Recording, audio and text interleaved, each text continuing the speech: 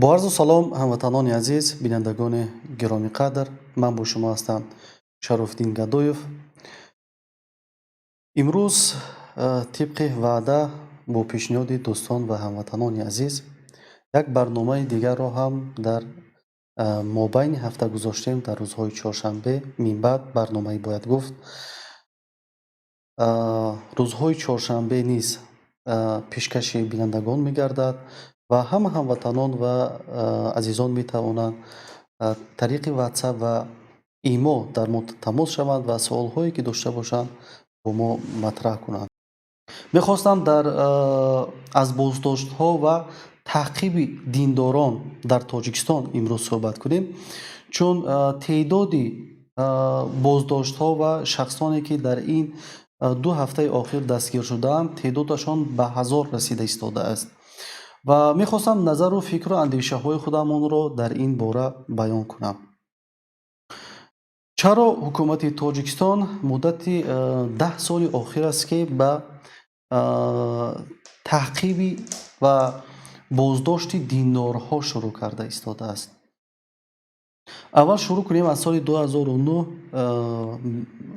мубориза бар болои бародарони аҳли салаф сурат гирифт ва баъд аз чанд вақти дигар мо дидем ки ин муборизаҳо доман гирифтанд ва дигар ҳар нафар бо баҳонаи салафиву ину он бурда маҳкам карданд ва дар ин ҷо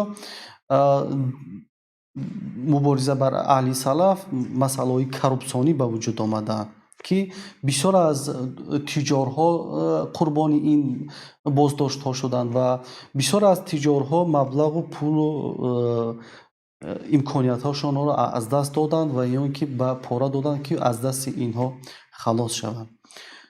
ва пеш аз интихоботҳо ки мо дар як интихоботи парлумонӣ, маъракаи сиёсии парлумонӣ қарор дорем, пеш аз ин маъракаҳои сиёсӣ албатта чунин боздоштҳо мешаванд, чун агар ки дар соли 2013 нигоҳ кунем, ин боздоштҳо бештар характери сиёсӣ доштанд. фарзи мисол қазияе ки дар соли 2013 рух дод, ин қазияи Зайд Саидов буд. дар соли 2013 чандин адвокатҳоро боздошт карданд ва ин як имконият дод ки як тарсу ваҳм ҳарос дар дили шаҳрвандони Тоҷикистон чӣ шавад? Барпо шавад.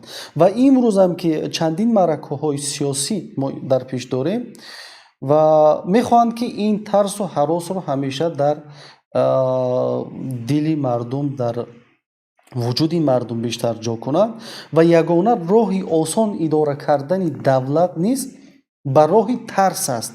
ҳар қадар ки давлат ва ҳукумат тарсро дар дили шаҳрвандон зиёдтар ҷо кунад ва ҳамон қадар қудрат ва тавоноияш зиёдтар мешавад, чун ин нерӯи тарс инсонҳоро бисёр заифу бечораву нотавон мекунад ва пароканда мекунад ва ин боис мешавад ки дигар ҳеҷ гурӯҳе ба майдони сиёсӣ наёяд ва аз ҳарфҳои сиёсӣ дурӣ ҷӯянд. ва чаро маҳз имрӯз омаданд қурбони ин ҳама диндорҳоро карданд? ман инҳоро чаро қурбонӣ мегӯям? чун инҳо бо як ҳадафҳои муайян ва мушаххас бегуноҳ ҳастанд. ҳоло ҳар тӯҳмати карда истодаанд, ин ҷои худаш, вале инҳо аз назари ман, аз назари як инсон, инҳо ҳам бегуноҳ ҳастанд. чаро дар ин охир омаданд кӯшиш карданд ки تعدادی با 1000 نفر رسانند و این نفرهایی را بازداشت کردند که آنها عالیمند، بعضی‌هاش دملاهای شناخته هستند و شخصیت‌هایی هستند که در این یا آنجا یک حداقل 10 نفر 20 نفر آنها را گوش میکنند، یعنی احترام دارند در جامعه، یعنی که آمدن دستگیر کردن با اینها شروع کردن. در پشت این بازداشت ها چی میستند؟ در پشت این بازداشت ها یکم مسئله گذراندن انتخابات ها میباشد که آنها میخواهند ترس و هراس را در دل مردم جا کنند. دوما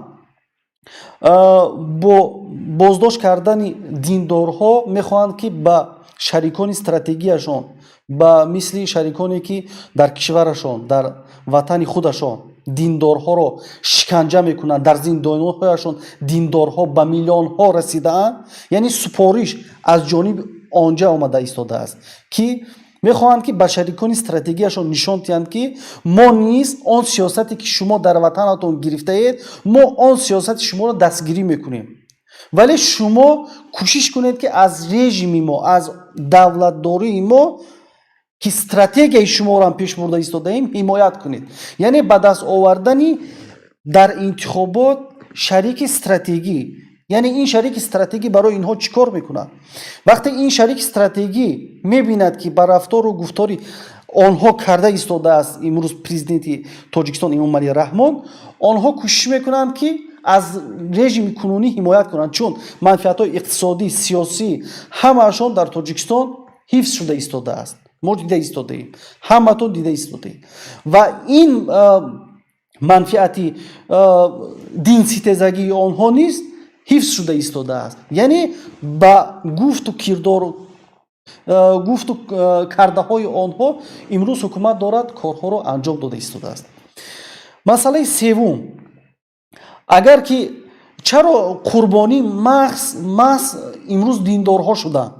برای چی امروز مثال یک بودایی را نگرفتن، یک خریستیان نشد این مسئله ده؟ چرا امروز یک نفر مثال سیاسی نشد؟ چون وقتی که سیاسی ها را دستگیر کردند سر و صداها در جامعه جهانی خیلی زیاد شد. رحمانوف را امروز در تمام جهان با این بیشتر از 200 زندانی که از حزب نهضت و بیشتر از 52 نفر از گروه 24 و دیگر شخصیت هایی که زندانی شدند، یعنی با این تعدادی زندانی ها رحمانوف یکی از همه دیکتاتورهای سنگین ترین در جامعه جهانی با این تعقیب سیاسی ها میشناسند. یعنی رحمانوف نمیخواهد که وضعیت خودش را از این هم بدتر سازد، یعنی وضعیتی که امروز رحمانوف دارد نمیخواهد که از این بدتر شود، چون در نقطه آخرین بدترین دیکتاتورهای جهان امروز امامعلی رحمان قرار دارد.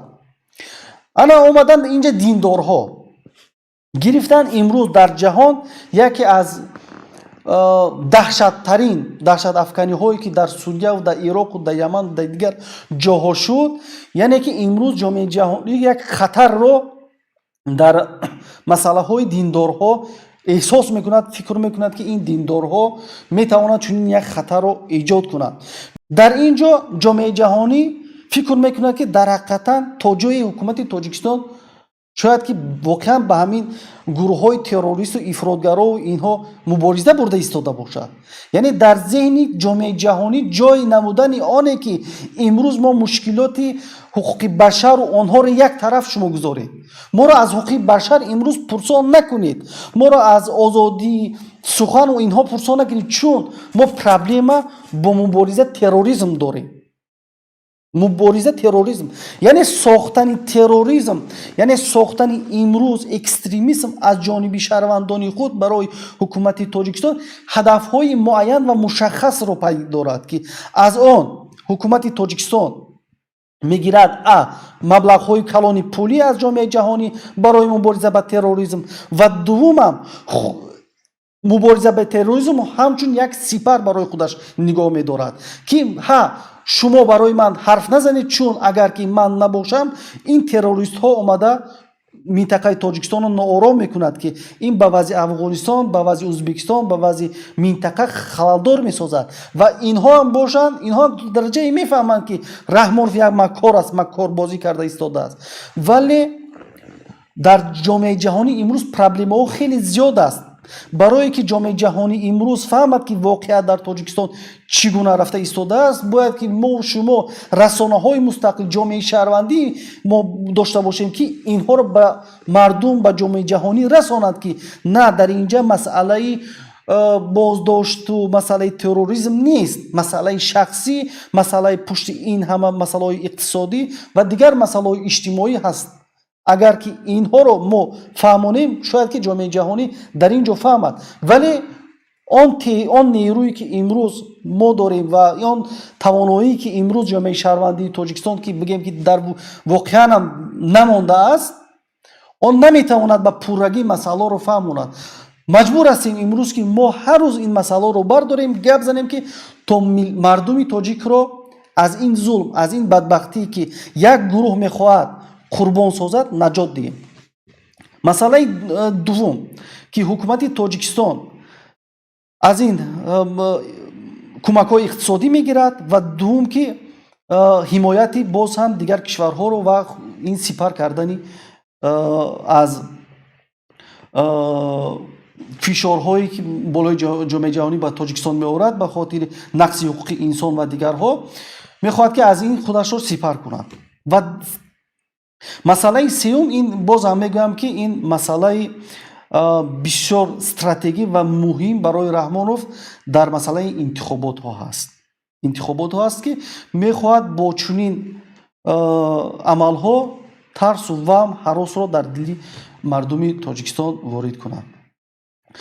агар ки имрӯз мо терроризм надошта бошем ва Раҳмонов омодааст ки инро ба вуҷуд биёрад худаш, чун мубориза бо терроризм, чун пуштибонӣ пайдо кардани тамоми ҷомеаи ҷаҳонӣ дар пуштад меистад. ва Раҳмонов имрӯз омодааст ки агар ки имрӯз дар ҷомеаи тоҷикистон ҳам терроризм ва экстремизм ба вуҷуд наояд, ифротгароӣ ба вуҷуд наояд, вале ифротгароиро кӯшиш мекунад ки ба вуҷуд биёрад. ман чаро ин ҳарфро мегӯям? шумо бубинед ки риши мардумро тарошидан, дар рӯзи равшан ошкор таъқиб кардани хоҳарони мо ба хотири ҳиҷобашон, ки ҳар як шаҳрванд тибқи Конститутсияи ҷумҳурии Тоҷикистон ҳуқуқи озодона ба ин ё он дин пайравӣ карданро дорад. яъне қонуни асосии Тоҷикистон барои ҳар як шаҳрванд кафолат додагиаст. ҳукумати Тоҷикистон бар ин қонун туф кардагиаст, ба ин бандҳои қонун туф кардагиаст, вале инро ҳадафмандона ба хотири ба вуҷуд овардани хашми мардум, ки ҳарчи мардум дар муқобилаш хезад ва амал кунад ва инҳоро саркӯб кунад, кушад, кӯмакҳои ҷомеаи ҷаҳониро гӯяд ва гӯяд ки худашро ҳамчун як нафаре ки бо ин гурӯҳҳои даҳшатафкан, бо ин гурӯҳҳои террористӣ мубориза баранда нишон диҳад, чун аз ин вазъият мехоҳад сӯистифода кунад.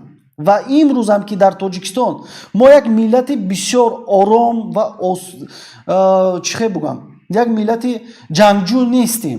вақте ки аз миллати мо мехоҳанд ки як миллати ҷангҷӯ созанд ва моро меоранд бегуноҳ, мегӯянд ки инаш ихвонулмуслимин, инаш бародарони аҳли салаф, инаш намедонам шиа ва дигар имрӯз тақсим мекунад.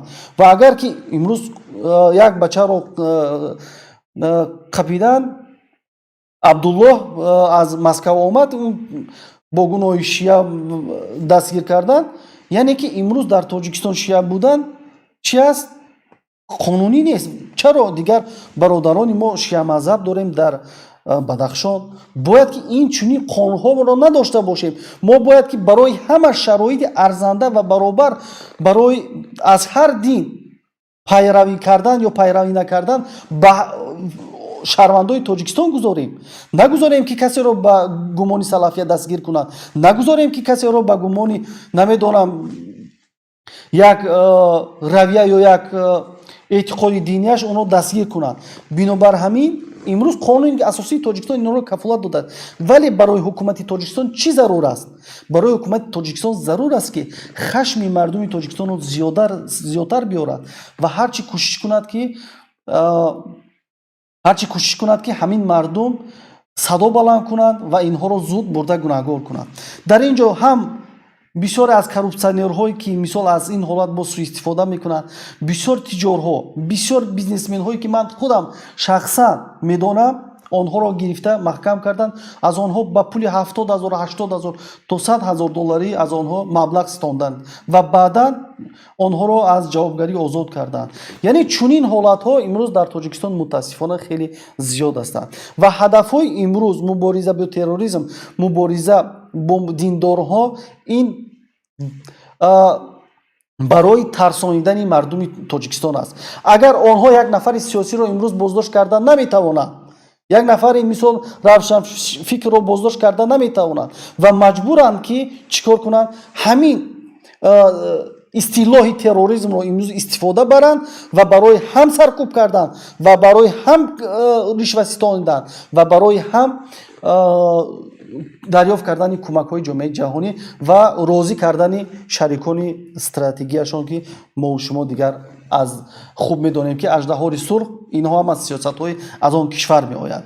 Бинобар ҳамин мо бояд ки талош кунем ва кӯшиш кунем ки он имрӯз тарсу ҳаросе ки дар ҷомеаи мо оварда истодаанд, ин тавассути ҳамин бародарҳои диндор, бародарҳои ҳамин диндорҳои мо ки имрӯз дастгир мекунанд, тавассути инҳо аст. Вақте ки ҳамин бародарҳоро 20 нафар мешиносад, 30 нафар мешиносад, ҳамин 30 нафар шинохтагӣ фардо як тарс, як ҳаросе дар дилаш ҷо мешавад. мегӯяд фалониро бурдам маҳкам кардам, он қадар обрӯ эътибор дошт, натонист худашро аз дасти ин золимҳо наҷот биёрад. Ман куҷо? мегӯяд ҳар чӣ шавад болоям, ман ҳамина хомӯш истода рафтан мегирам. ҳамин ба бисёр бародароне ки имрӯз зиндонӣ шуданд, хай худованд ҳама инҳоро озод кунад. ҳамашон бегуноҳ ҳастанд, ҳамашон гуноҳ надоранд, вале ҳамин як камбудӣ доранд. ман мехоҳам ҳамин камбудиашонро гӯям ва ба дигарҳо ҳам ҳамин камбудиро расонам ки вақте ки онҳо озод буданд, албатта аз ҳамин режими раҳмон ӯ баъзеҳош ҳимоят мекарданд. ман то ҷое таҳлил кардам, фаҳмидем, аз дӯстон пурсон кардем, баъзе аз ин дӯстон аз ҳамин низом, аз ҳамин режим ҳимоят мекарданд ва беш намегузоштанд ки дигарҳо мисол як эътироз кунанд, намегузоштанд ки ягон нафаре аз дигарҳо мисол нисбати режим як ҳарфи ноҷо гӯяд. яъне инҳо ҳомӣ буданд, вале ки имрӯз барои ҳукумат ҳамин проект лозим шуд, инҳоро қурбон кард. яъне барои Раҳмонов ҳеҷ кас фарқ надорад. имрӯз 1000 сол агар дар хизматаш бошӣ, лозим шавад барои проекташ, барои мақсад, барои ҳадафҳояш шуморо қурбон хоҳад кард. бинобар ҳамин имрӯз он чизе ки муқобили диндорҳо, муқобили инҳо мубориза бурда истодаанд, инҳо ҳама чӣ ҳастанд? сохта, бофта ҳастанд ва аз инҳо бояд ки мо дар ин ахборотҳо дода нашавем ва бояд ҳар яки мо шумо донем ки ҳама бародароне ки зиндон ҳастанд имрӯз бо гуноҳи мо шумо ҳастанд, бо гуноҳи ҳамин хомӯшии мо шумо ҳастанд, бо гуноҳи тарсу будани мо шумо ҳастанд. агар мо натарсем, мо ҷасурона муқобили ин бедодгарӣ, муқобили ин зулм садо баланд кунем, албатта ин бародарони зиндонии мо озод хоҳанд шуд. ин бародаронро касе дигар дар зиндон нигоҳ дошта наметавонад. зури онҳо, қуввати онҳо, тавоноии онҳо ин дар тарсу будани мо шумо аст. Раҳмонов, идораи ягонаи Раҳмонов, системае ки идора мекунад Раҳмонов, ин ба тарс овардани мардуми Тоҷикистон аст, ба дар даҳшат овардани мардуми Тоҷикистон аст. яъне дар ҳолати даҳшат овардан Раҳмонов осон озод чикор мекунад, идора мекунад.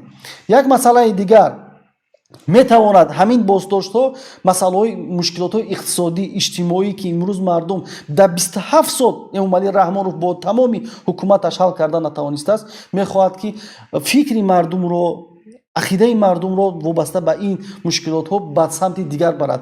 фарзи мисол шумо проблема доред, мушкили иқтисодӣ доред, шумо барои шумо ҷои кор лозим аст. меоед пеши Раҳмонов мегӯед ки ҷаноби Раҳмон, мо ниёз ба ҷои кор дорем, ниёз ба хизматрасонии тиббии хуб дорем, ниёз ба роҳи бепул дорем. мо розӣ нестем аз домоди худат, мо розӣ нестем аз монополияи духтару домодҳои худат. барое ки мардум ин солҳоро ба Раҳмонов накунад, Раҳмонов чӣ кор мекунад? фақат саркӯб мекунад ки Раҳмонов фикри мардум, зеҳни мардум дар як мушкил банд бошад. ин корро кардан лозим нест ки این خطر دارد. ما باید از مشکلات اجتماعی حرف نزنیم که این با منفیت اقتصادی خانواده رحمانوف است و این میتواند ما رو دستگیر کند، ما رو به زندان برد. یعنی در ذهن مردم این رو میخواهند جا کنند، در ذهن مردم این رو میخواهند جای دهند که دیگر مردم یک ترسی داشته باشد، یک هراسی داشته باشد، با مسائل اجتماعی اقتصادی بر نگردد.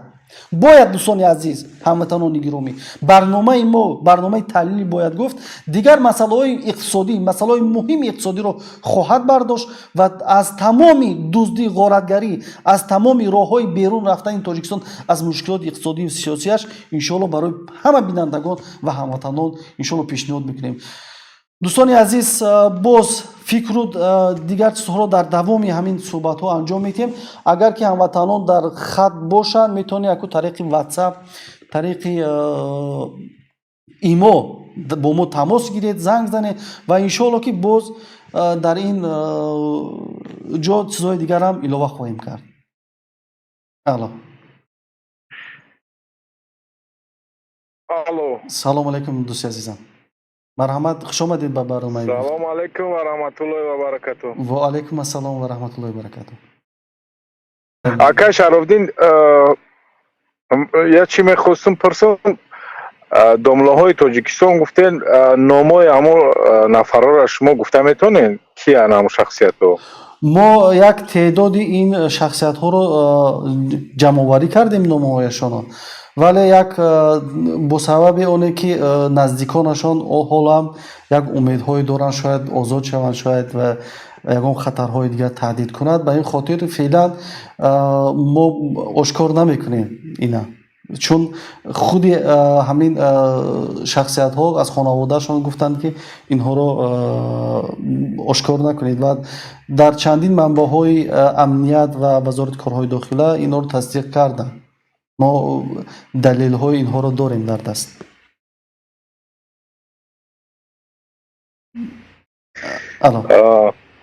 فهمو آقا شرافدین، یک سخن دیگر کم ترک میگم و بعد باقی در پناه خدا باشین. خب مرحمت. اجازت هست آقا شرافدین؟ مرحمت.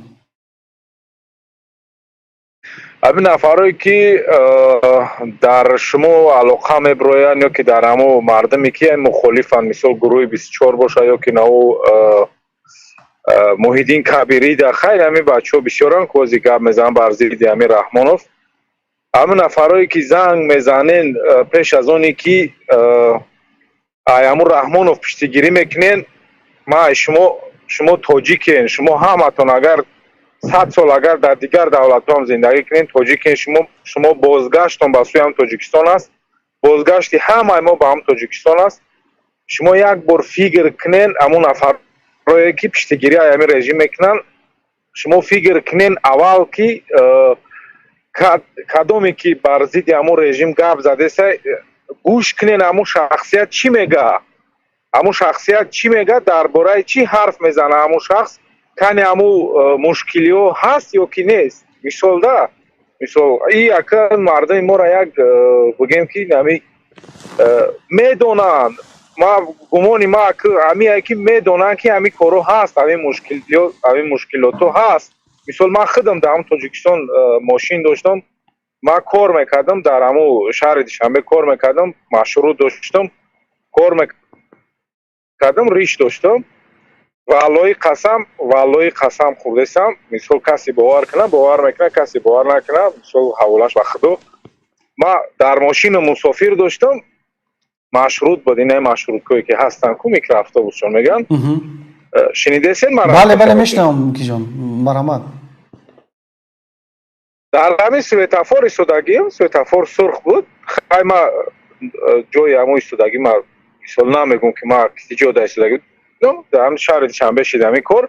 در سویتافور ایستادگیم مسافرها بود، در ماشینم پر از مسافر بود. بعد در بر ما یک ماشین دیگه اومد ایستاد، سویتافور سرخ.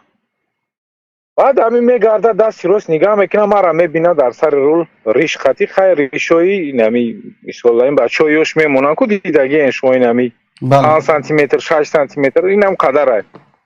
یک همین چشمش چسبید، ما را دید که همین تاکش نمیزنه، سیگنالم داد، млс буда пешоҳои гражданин сигналам дод нигоҳ мекунам баъд ишора кард ки светофор сал шид гузаштиу ҷаманк мошина манк кардем хай баъди светофор баъд ҳами ай мошин фуромад омад правома гирифт паспорта гирифт ҳама документума гирифт мошина бурдан маҳкам кард мошина дав кардем хай мошина бировардем ришора бурдан трошидан бурдан адели фирдавсида хулоса азиятон карда гапое ки дар ҳами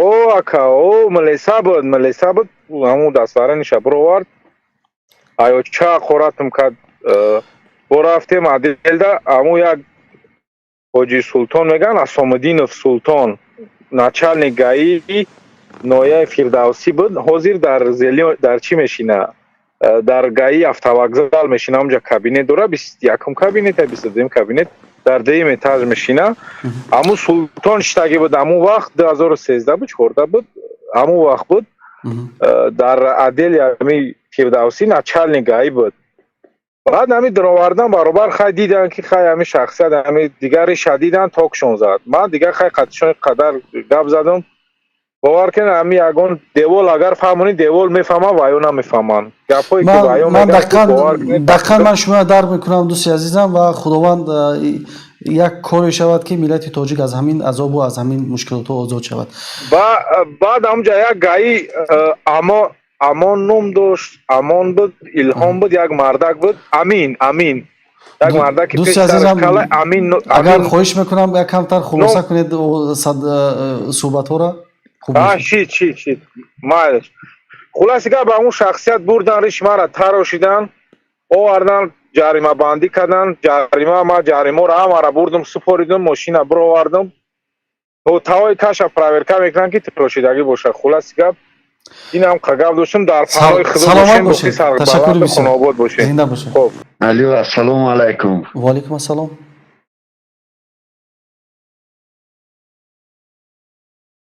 ва алайкум ассалом бародар мешнавам ассалому алайкум ва алайкум ассалом хуш омадед ба барномаи мо шумо ҳамун ютубтона кушед акаҷон аввало табрик ва муборакбод мегем барои айрӯз хизмат кардантон акаҷон саломат ба аҳли оилатон ба аҳли байтон ба аҳли тамоми гурӯҳе ки якҷоӣ бо шумоанд ба ҳама табрик мегем ташаккур баъд акаҷон масъалаи ҳамин чӣ қатӣ ман худам махсус коргари пешини мақомоту Макка хай наметавонам ози номша гуфта баъд ғайри корум тиҷорат доштум дар Тоҷикистон ака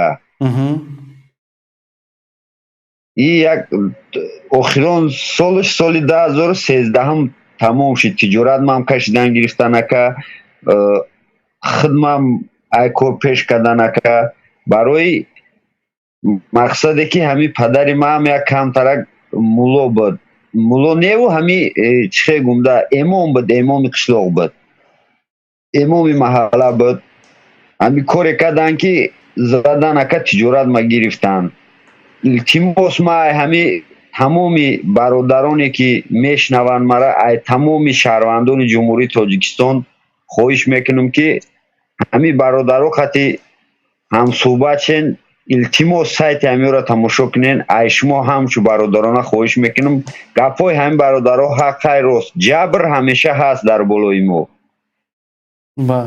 ай ҳами ҷабр ай ҳами золим тезтар халос шем золимон агар ҳар қадар мазлум шавед дар пешашон ҳамин қадар болоятон зур мешавад шумо чӣ қадар агар сар хам кунед ино ҳамин қадар зур шуда рафтан мегирад вақте ки шумо баромадед дар муқобилшон инҳо мефаҳманд ки на инҳо намегузоранд ки мо дар сарашон чормағз шаканем бубахшед бародар ман як ҳарфро мегӯям ман намехоҳам касеро таҳқир кунам бо ин ҳарфам бахшиш мепурсам то хар набуд харсвор пайдо намешавад мо иҷозат надиҳем ки онҳо моро хар кунанд ва болои мо савор шаванд мо бояд худ иҷозат надиҳем мо худ иҷозат додем ки онҳо моро имрӯз савор шуда истодаанд ва умедвор дорам ки ин ҳарфи маро танҳо бо дурустӣ мардум дарк кунанд и гафтон ҳақай бародари гафтон ҳақай саломат бошед и гафтон ҳақай не ки ман ҳами бародаро як бори дига хоҳиш мекунам, илтимос мекунам ҳамчу бародар валлоҳ биллоҳи қасам ман ҳами Шарофиддина ман айрӯи ҳами чизо мешиносам, айрӯи ҳами гапош корош ман дана хешмай на табормай на ҳамсоямай айрӯи ҳақиқата гап мезадагиш мешиносам валлоҳ биллоҳ қасам. саломат ай бошед ҳамаи дӯстаҷон. шаҳрвандони ҷумҳурии Тоҷикистон хоҳиш мекунам, илтимос мекунам ҳамчу бародарвор, ҳамчу падарвор, ҳамчу апа, ҳамчу хоҳар биё як сарҷам шем гапи ҳам бародарда биёем як ҳамакаса ҳақаллан ҳами таможни союз шава барои ҳами бародарам. Худора шукр ман ҳами Москваам омадам, ман ишорурраҳмон бо ҷома ёфтум, корма ёфтум, бизнесма бо давом додум дар ҳамиҷа иншоллоҳурраҳмон бо айда хубша ҳастай. Не ки ман мебинам охи бисёр ҳами бародарора валлоҳ биллоҳ қасам дилам месӯзад. иншолло умед дорам аз мардум, аз худованд ки ҳамин тарса шиканад аз дили мардуми Тоҷикистон. мо фақат дуо мекунем ки ҳамин тарси мардум шиканад. ин инқилоб аст. инқилоб аз имрӯз пеши роҳи мардума тарс гирифтагӣ аст. худо кунад ки тарси мардум шиканад. ташаккури бисёр бародар барои иштирок кардан дар барнома. саломат бошед. агар ягон гапм сах рафта боша саломат бахшиш, бошед. ҳама назм. ягон касаи ман ранҷида боша узр мегум. Лекин илтимос ай ҳама хоҳиш мекунам Раҳмонов истифо, илтимос ай ҳама хоҳиш мекунам бародаро. худо кунад ин садоҳо як рӯз дар майдони Тоҷикистон садо диҳад. салому алайкум ва раҳматуллоҳ.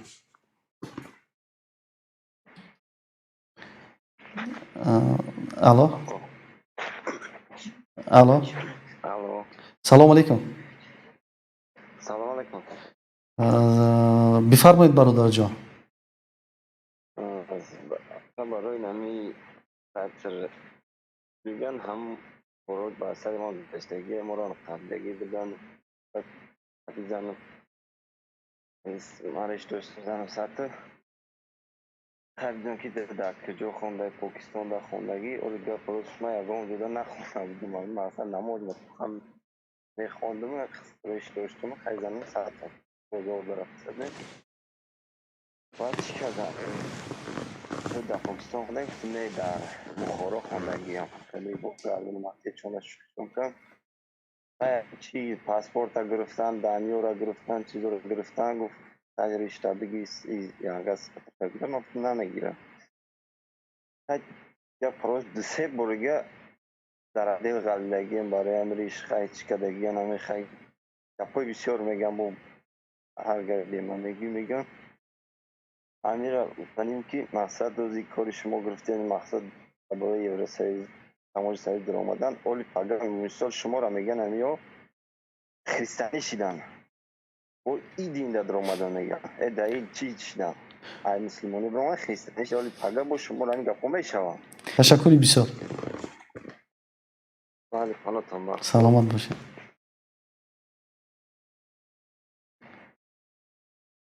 زنگ دیگر رو میشنویم.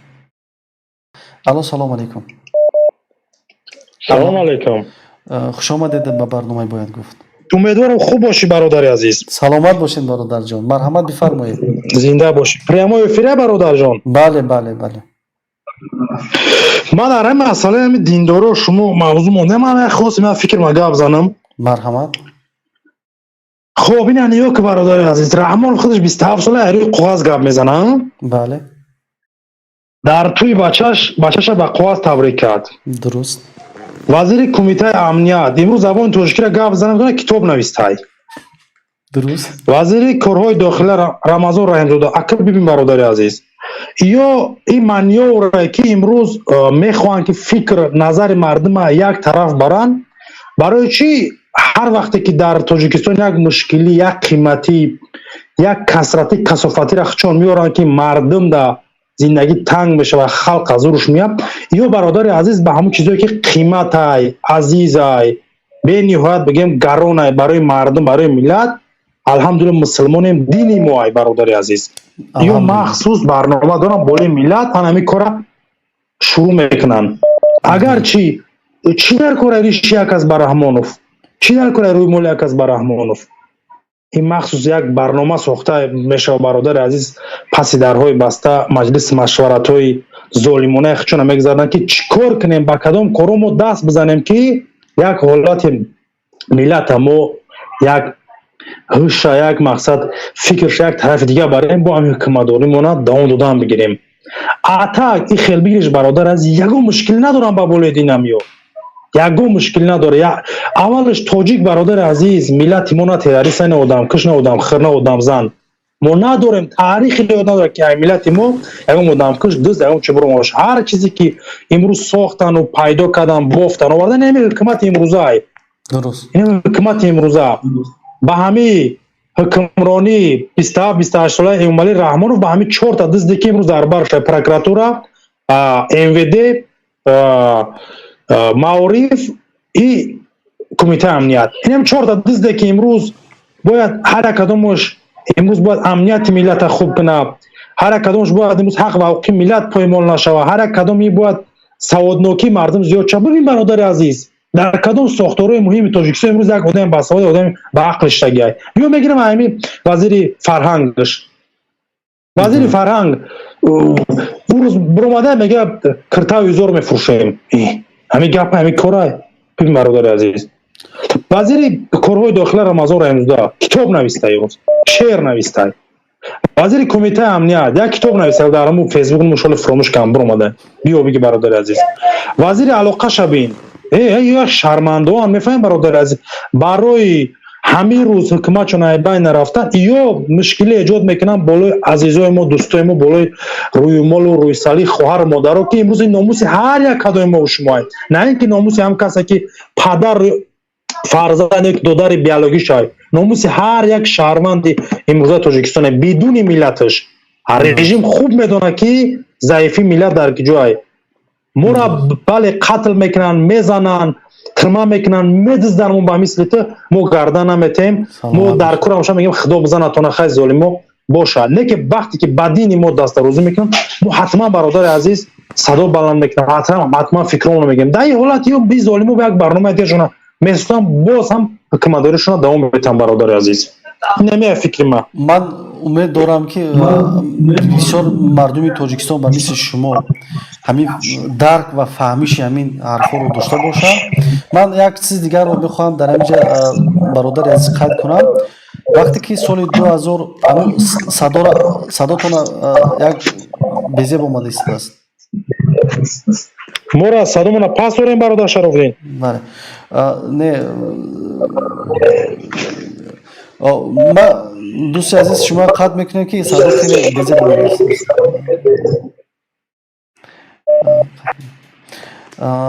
ман мехоҳам ки дар ҳамин суҳбатҳои дӯсти азизамон ки феълан қатъ шуд ва шояд ки шунаванд моро мехоҳам як чиро қайд кунам. соли 2014 13 15 то 16 ин корҳо идома ёфт. ҳукумати тоҷикистон мақомоти махсусан амниятии тоҷикистон баъзе бачаҳоро тавассути ҳамин нафарҳои худашон вербоват мекарданд ба сурия роӣ мекарданд. яъне худи мақомоти амниятии тоҷикистон як маблағ медод ва бачаҳоро ба сурия ташвиқ мекард ва равон мекард ва бисёри маблағгузорӣ аз ҷониби мақомоти кумитаи давлатии амнияти тоҷикистон сурат гирифтагӣ аст. ман соли 2016-2017 бо яке аз шахсиятҳои калидии мақомоти амниятии тоҷикистон вохӯрдам ки он як рутбаи баланд дорад ва дар кумитаи амнияти тоҷикистон дар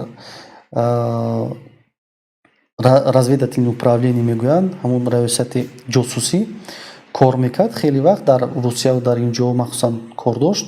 ҳамон бародар ҳамаи механизми ҳамина барои мо нақл кард дод ва гуфт ки ҳукумати тоҷикистон аз сохтани шаҳрвандони тоҷикистон чӣ фоида мегирад ва фоидаҳои ҳаминро барои мо ошкор кард ки як ин бошад пайдо кардани донорҳо яъне сармоягузорон барои мубориза ба терроризм ва пуштибонӣ гирифтани кишварҳои абарқудрат барои нигоҳ доштани низом яъне ки ва саркӯб кардани онҳо имконият медиҳад ки раҳмонов нақси ҳуқуқи инсонро, нақси ҳуқуқи шаҳрвандонро дар тоҷикистон зиёд кунад ва манфиатҳои иқтисодӣ ва сиёсии худашро ҳифз кунад. яъне сохтани имрӯз шаҳрвандони тоҷикистон ҳамчун экстрим ва террорист ин ҳадафмандона ва мақсаднок аст ки мехоҳанд миллати тоҷикро ҳамчун миллати экстремист ва террорист имрӯз нишон диҳанд. бисёре ки боздоштҳое ки дар русия нисбати шаҳрвандони тоҷикистон сурат мегирад, онҳо низ аз ҷониби мақомоти тоҷикистон бо ҳарфҳо ва далелҳои дурӯғ бофта сохта имрӯз ба мақомоти русия пешниҳод мекунанд ва гӯё ки дар қаламари русия ин ё он амали террористӣ ё экстремистӣ мегузаронданд. бисёре аз инҳо маълумотҳое ки моро аз ин дӯстамон гирифтем ки дар мақомоти амниятии тоҷикистон кор мекард ва маълумотҳо гирифтем, он маълумотҳо ба ҳаёти имрӯзаи тоҷикистон мутобиқат мекунад ва дигар манбаъҳо низ ин масъаларо тасдиқ карданд ки дар ҳақиқатан дар пушти сохтани экстрим ва террорист аз миллати тоҷик танҳо як гурӯҳе ки манфиатдор ҳастанд ки имрӯз синфи ҳукмрон дар сари қудрат ҳастанд. марҳамат, мо занги дигарро мешунавем дар ва алайкум ассалом бародари азиз. дар телефондан эътироза медурем.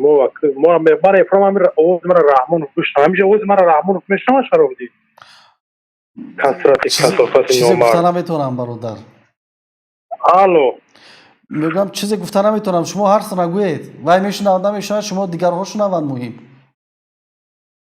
дар WhatsApp мегӯм чикем тамос канда Шарофдин. Овози моро хуб дорӣ бародар? бале бале, бифармо бародарҷон.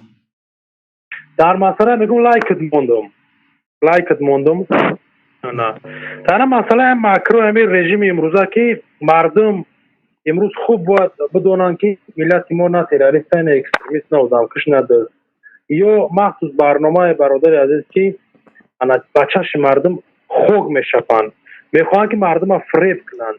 неки иншоалло неми дар якҷоягӣ шумоен ҳизби наҳзати исломаи 24 дар якҷоягӣ мо бояд сарҷам шем режими Раҳмонова сарнагун кунем. на ин стефо сарнагун дастои Раҳмонов дар нарошник айқафош Ятимов баъд ё Рамазон Рамза Убайдуллоев но прокуратура калчинум дора ӯ ҳар торӣ бояд кунҷи зиндон шавад. баъдан ин миллати мо бародар озод мешавад. тамом қатъи ё дигар нарм гап задан, оҳиста гап задан, хуб гап задан ё ра пешниҳод кардан не бародари азиз. сарнагунӣ ин режими диктатурӣ Халиди Касиф Раҳмонов. умедворам ки садои мара золимо шумо мешнавен, медонем ки дар муқобили шумо дӯздо, бешарафо, ҳаромо, палидо бояд шумо сарнагун шед. тамом. чунки ин қадар болои миллат шумо фитна оварден, дӯздӣ карден, ин қадар миллата қатл карден, хоҳар модарро имрӯз дарбадар карден. ҳатто майли касратҳои касофатҳо дар ватан натонистем барои ҷавонмардо, барои бигем мардино ҷои кор карда. имрӯз хоҳару модарро Шарофдин дар Русия ҳастанд баъзоҳо ки анги бигем очрат месо соли 93-94 мардум очрати хлеб месод ку дар имрӯз занакҳои мо дар ҷои коре ки баъзоан мақсад ҷои мевагӣ мефурӯшанд, ҷои сабзавот мефурӯшанд, ҳамҷода рост местанд ки ҳамора баранд рӯзи кори 1000 рубл. оё барандшон ё ки набараншон? бефаҳмӣ инами ин ҳами ба оби дидаи ҳар як кадом ҳами ба заҳматҳои ҳами ба меҳнатҳои мо Раҳмонов ҷавоб мегӯяд ки имрӯз модар хоҳарои моро ту муҳоҷир кардӣ. ту вақте ки тавсия медиҳӣ кумитаи амнияти вазорати корҳои дохилиро ки шаъну шараф обрӯи мард, обрӯи давлату ҳукумат, дар шаъну шараф шумо обрӯи шумо имрӯз муҳоҷир мезанад. шумо шаъну шараф обрӯ надоред, чунки шумо имрӯз майли муҳоҷире ки имрӯз ҷавонмард буда ватан имрӯз хоҳару модарои моро шумо муҳоҷир кардем. касратҳо, касофатҳо, бешарафҳо, беномусҳо ҳадиақал ҳамин хоҳарро дар дохили ватан соҳиби ҷои кор мекардем, модарро дар дохили ватан соҳиби ҷои кор мекардем. мегуфтем як кори хайр ки на кори як пилотсаи шумо мешид. неки дар баробаре ки ҷавонмардоро имрӯз қатл кардан, дӯздӣ кардан, зиндонӣ кардан, паси панҷара бурда ба ҳар макру баҳона, ба баҳонаи динӣ медонам, ба баҳонаи сиёсат имрӯз хоҳару модарои мо бародари азиз муҳоҷир шудагиянд. маҷбуранд хоҳару модарои тоҷик ки имрӯз аз зуромади зиндагиро бираванд ҳатто ба фоҳишагӣ даст бизананд, бираванд ҳатто ба мардои ғайри тоҷик ғайри мусулмон ҳамхӯбаӣ кунанд. барои ҷои кор шуда мефаҳмед. ман умедворам ки ин садои маро раҳмонов, ятимов, рамазон равзаи касофатҳо дӯстои ин миллат одамрабоё шумо хуб бишнавед мудорати корҳои дохила ки имрӯз шумо сабаб шудед ин миллати мо дарбадар шид, золом шид. мо як кас гап намебинем. ташаккури бисёр ба шумо бародари азиз ва умед дорем ки ҳамин садои шуморо дигар дӯстон бародаро шунаванд. ба мисли шумо инсонҳо ҳастанд, тамошо мекунанд моро, бадтар тамошо мекунанд, шунаванд ҳамина. ин дарди шумо, дарди миллионҳо, тамоми мардум ҳамин дарда дорад. танҳо аз ин дард бехабар як хонавода аст, як оилаи манқурт аст. тамом як оилаи манқурт аст. дигар ҳамаи мардум дар азоб аст, ҳамаи мардум дар ҳамин азоб гирифтор аст. ман умед дорам дигар бародаро ҳамин чиза фаҳманд, дарк кунанд ки ояндаи мо бо ин манқуртҳо нестӣ, нобудӣ, хориҷ, залилӣ, бечорагию бадбахтӣ аст.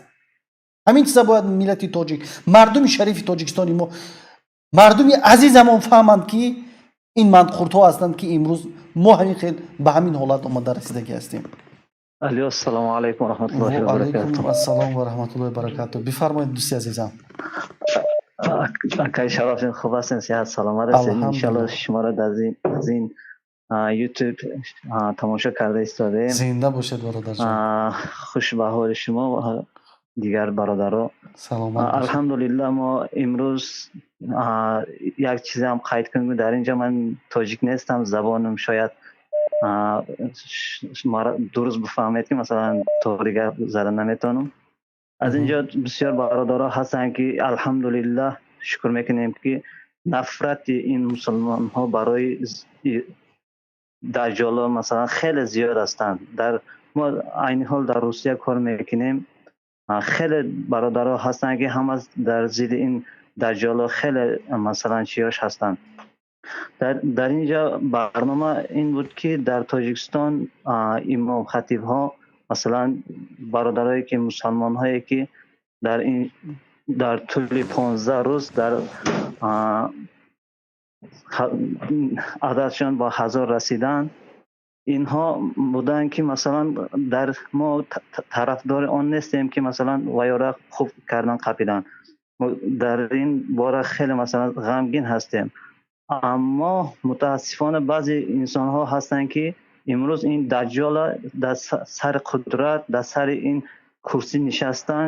инҳо буданд ки ҳамин хатибҳо буданд, хатибҳои масҷиди ҷумъа масалан ё панҷвақта ки масалан бисёр дар намозҳо мерен, нафрати мардума хеле зиёд кардагӣ ҳастанд. ҳамин масалан шояд дар боло фармон диҳад ки ҷаноби ҳамин мактубе равон мекунад ки ҳамон мактубро хонда масалан дар гӯши мардум бирасонанд. аммо мутаассифона аз ин чиҳо масалан имом хатибҳо хеле масалан зиёд чӣ мекунанд, таъриф мекунанд бо ободию, раҳсозию, ҳамин чизе карда боша ҳамаша дар гӯши мардум чӣ мекунанд. мардум нафрат доранд, ҳамаша набошам, аммо аксари фарзандҳои масалан дар Русия кор мекунанд, ҳамаш дар қалбшон нафрат доранд. аммо мутаассифона ҳамон муллоҳо омаданд ки имрӯз имомали раҳмон дар ин режим дар инҷа масалан курсии худшона ранги фиръавн борин сахт нишастанд. ҳамин муллоҳо буданд ки масалан ҳоли айни ҳол дар Тоҷикистон равен ягон пеши ягон муллода ҳамхел чӣ кунен, шуморо дар 100 далел мебиёранд.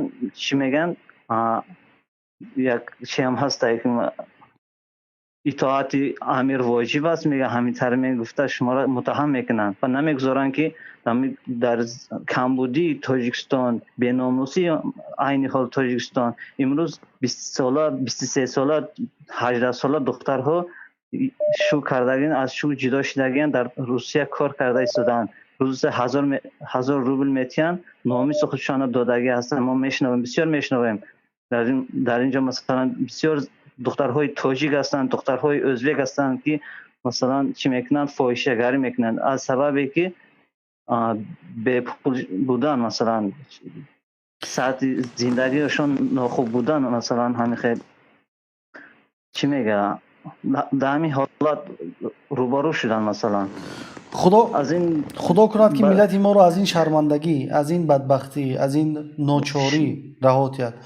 ما از الله تعالی تنها دعاگوی آن هستیم که خداوند هر چیز زودتر این گروهی که ظالم هستند، این گروهی که در سر قدرت آمدن امروز با زور اداره میکنند حکومت رو، ما امید داریم از خدای خود تکیه به خدا میکنیم و تکیه به مردم شما میکنیم و در یک جایی امید دارم که وحدت را، اتحاد را به وجود میاریم و این ظالمین یک گروه خورده که ملت ما را به این راه رساندن، به اینجا رساندن. من امید از خدا دارم که ما اتحاد برای ما، ملت خداوند برای ما اتحاد و این ظالمان را دور کنیم و این شرمندگی را از سر این خواهرانمان، از سر این برادرانمان، از سر این فرزندان ملت تاجیک دور کنیم. سلامت باشین. انشالله برادرو مثلا بسیار تماشا کنن خیلی برنامه را بود تقسیم و کنید، بسیار مردم ها پدیلیچه مثلا کنید، تفتیش کنن. بله دیگر را در روان کنید. این کمک میکند که مردم بیشتر فهمند و بینند که چی گپ رفته ایستاده است. سلامت باشین. زنده خیلی باشید، شرافیدین. خدا سلامت باشید، حافظ. خداحافظ. بله. سلام علیکم.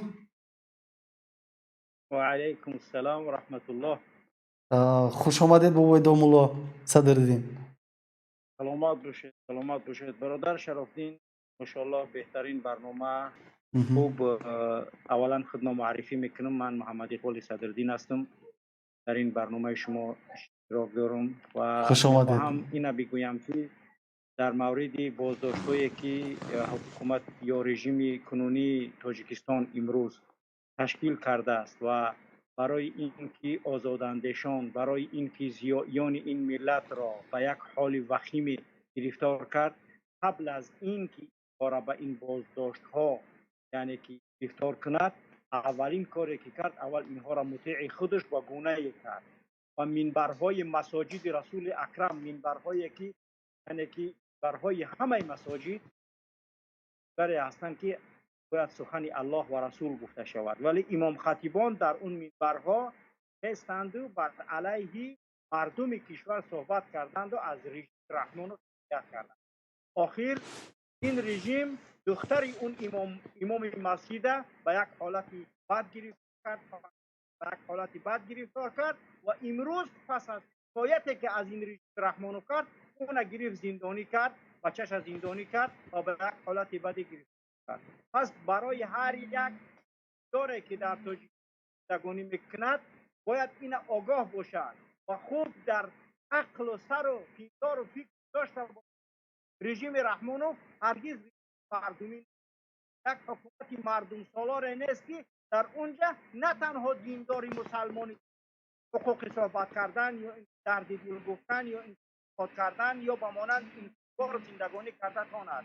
رژیم رحمانوف است که در اون نه تنها مسلمان، مسیحی، زردشت، تمام دین‌هایی که مردمی که با اونها یعنی که میگروند اونها را چیز زیر فشار و تعقیب و اذیت قرار داد و به همین حال وقین رسانده است. نه تنها این که یعنی که علمای دین اسلام بازداشت میشوند، تمام پیروان علمای دین‌های دیگر هم در زیر تعقیب و آزار و فشار قرار میگیرند.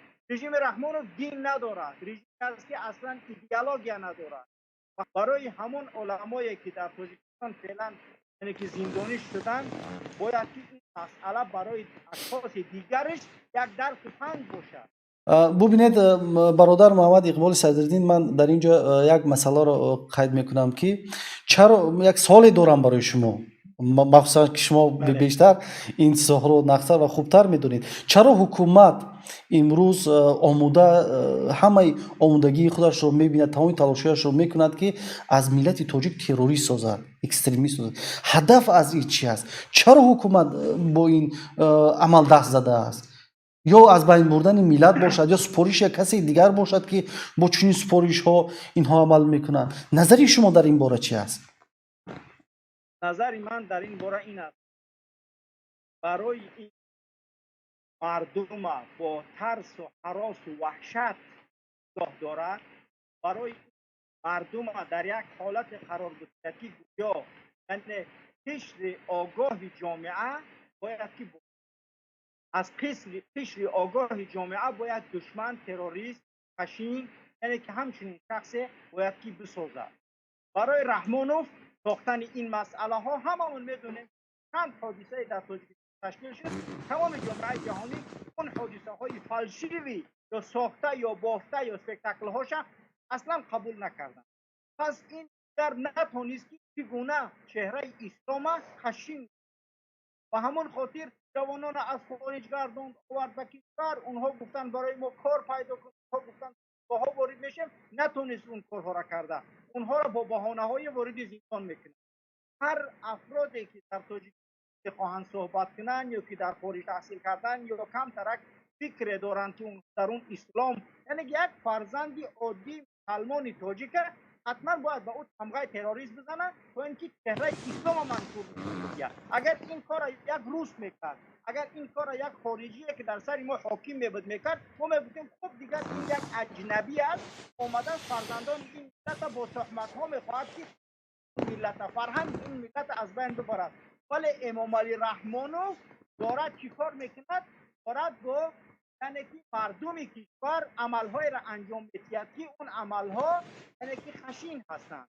اون عملهای هستند که خواهد چهره اسلام منفی و منفور نشان بدهد و گویا که حکومت رحمانوف یک حکومتی است که حکومت ملی است، حکومتی است که گویا فراگیر است. در حالتی که ما نه ملی بودن این حکومت را میبینیم، نه یک حکومت مردمی که در اون یعنی که همه قشرهای مردم باشد میبینیم.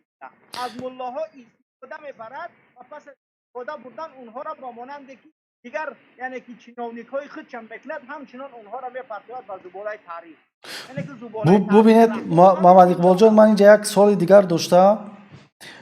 شما قید کردید که نفرانی که در خدمت این رژیم بودند و از این رژیم پشتیبانی میکردند و امروز ضرورت آن شد که اینها رو خودش برای هدفها و غرضهای شخصی خودش با دین یا دین‌ستیزگی یا هر چی سفارش‌ها از هر جایی که باشد اینها رو قربان کرد. شما پیام دادید که باید که دیگر ملاها هم و شخصان دیندار هم آگاه باشند که فردا هر کسی اینها رو میتوند رژیم قربانی کند. ببینید اینجا ببینید مسئله دیندارها رو چرا امروز وقتی که سیاسی ها خلاص شده دیگر کسی در اون دشمنی سیاسی پیدا نکرد یا اگر پیدا هم کند بسیار با راه های دیگر میخواهد که صدای آنها رو خفه کند، صدای آنها رو دور کند از منبرها. اما کوشش کرده است این بازداشت ها رو بیشتر رنگ و بوی دینی دهد. از رنگ و بوی دادن دینی این چی هدف ها دارد؟ یا از جامعه جهانی میترسد که بیشتر این رنگ و بوی سیاسی نگیرد و این ترس را توسط اینها وارد کند یا چی؟ یا خیر؟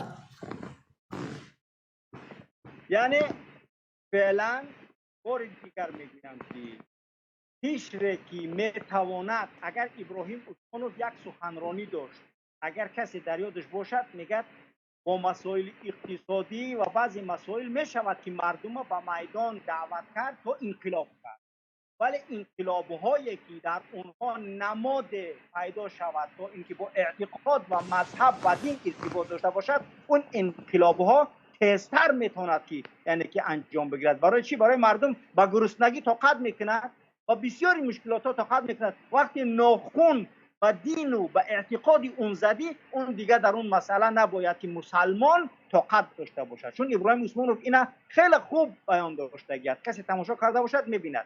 رحمانوف فعلا یگانه دشمنهای خودش در دیندارها میبیند.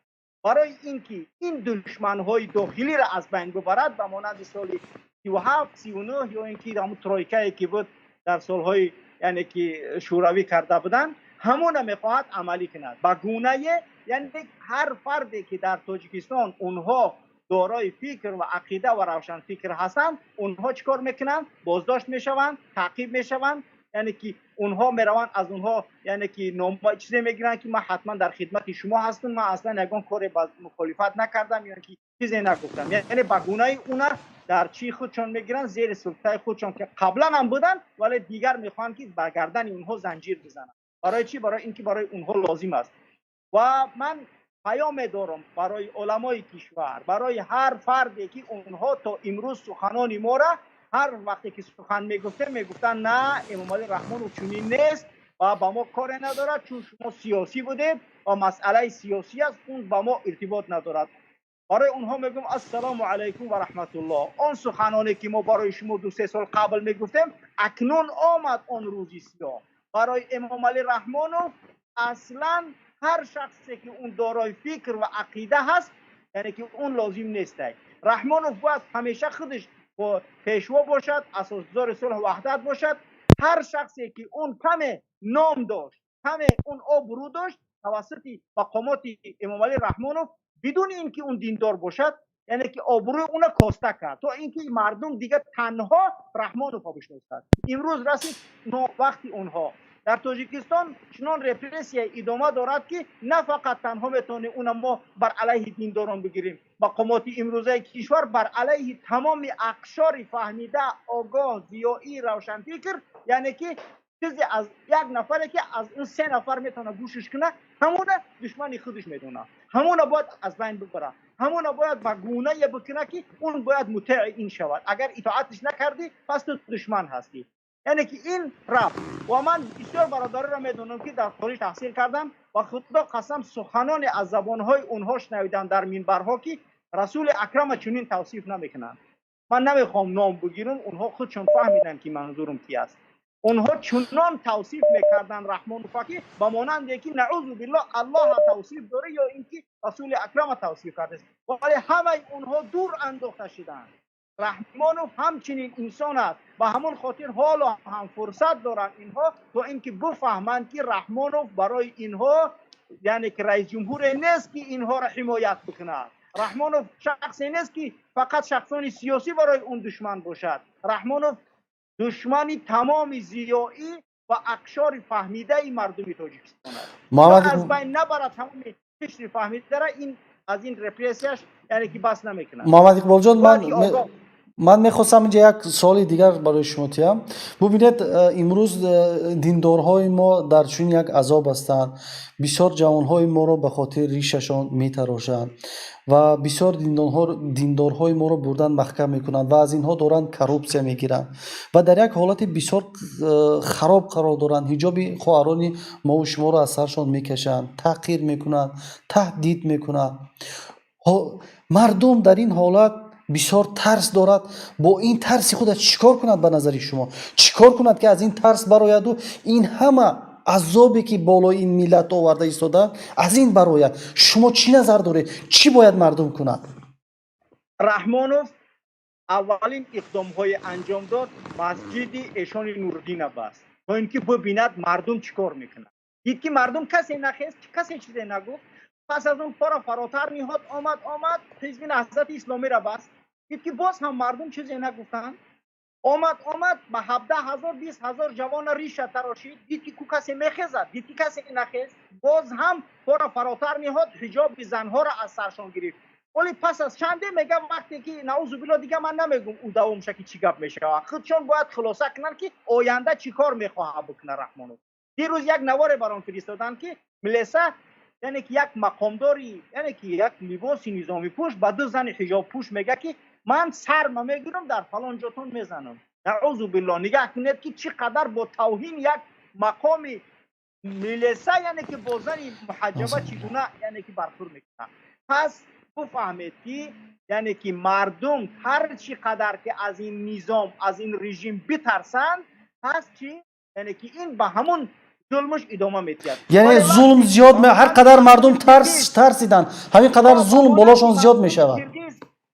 اگر به مانند مردم قرقیز که امروز استعفای جیمبرگ طلب دارن که تو با منفعت دولت تاجیکستان مسئله را حل داری، اگر در نزد اپارات پرزیدنت میروند هر روز 20 کس میتینگ میکنن میروند یعنی که تو استعفا گفته سانش در 1 سال ما اصلا فایده ندیدیم گفته سان. اگر تو مردم تاجیک آگاه نشوند و از خودگذر نشوند تو وقتی که مردم تاجیک از یعنی که برای ناموسش برای عزتش برای شرفش اگر فکر نداشته باشد که اون باید در مقابل این ظالم اگر ایستاده نشود دخترش تجاوز می شود ریشش تراشیده می شود. طبق مذهب حنفی شخصی که اگر ریش تراشید اگر یکان زدیش اگر یعنی که دیت نمیسپوری یعنی که خونبهای خون نمیتی اصلا در مذهب حنفی.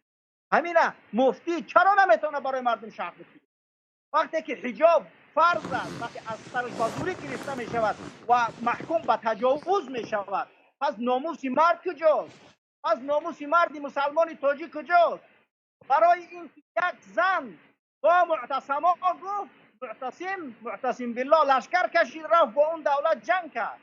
برای اینکه رسول اکرم صلح داشتن با دیگر یک قوم در مدینه، وقتی که اون یک زن مسلمان حجابش از سرش بیراه کرده شد با محمد گفت، در همینجا رسول اکرم صلح از بین برد رفت جنگ کرد با اونها. میدونید که یعنی که ناموس زن تاجیک از زیر پا کردن چی گونه خشن است، ولی مردهای ما را همچنان ترسانده است، همچنان ظلم کرده است، همچنان فشار آورده است که خواهری مسلمان شم میبینه که حجابش از سر او گرفته میشود خاموش است. چرا؟ فقط میگه من کار نکردم. تو بلاگرهای بیناموس پیدا شده است میگه من خودم ندیدم. و وقتی تو خودت ندیدی هر روزها اخبار نشر میشود، این دلالت کننده نیست که تو باید با چشم خودت ببینی.